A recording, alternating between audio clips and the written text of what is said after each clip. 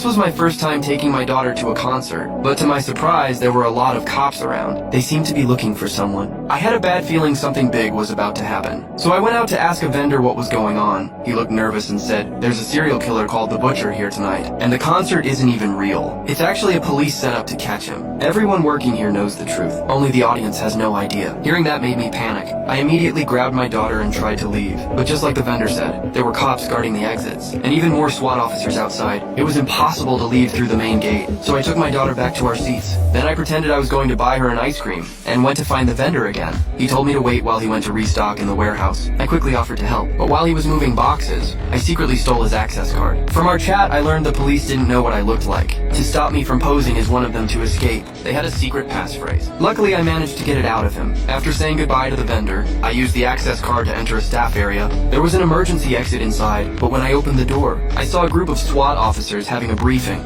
Then 2 more officers came up behind me. To avoid suspicion, I flashed the access card and walked right through like I belonged there. On my way out, I swiped a police walkie-talkie back at the concert hall. I overheard something useful through the radio. The Butcher had a goat tattoo on his right hand, and I had the same tattoo on mine. To distract them, I quietly triggered the alarm. The police rushed to the scene. When they realized it was a false alarm, I slipped into the staff corridor. I planned to head for the rooftop to find a way out, but there were more SWAT guards posted there too. So I said the passphrase, and they let me go without suspicion. By now, the concert was almost over. I had to find a way to leave before the crowd dispersed. Then I spotted the singer's manager nearby. I told him my daughter was very sick, and begged for a photo with her idol. He believed me and took us backstage. After the concert ended, I was about to sneak out with my daughter, but the exit was full of cops. Just when I was starting to panic, the singer herself walked up to us. I seized the chance and said I wanted a private talk. She didn't suspect a thing, and brought me into her dressing room. That's when I finally revealed who I really was.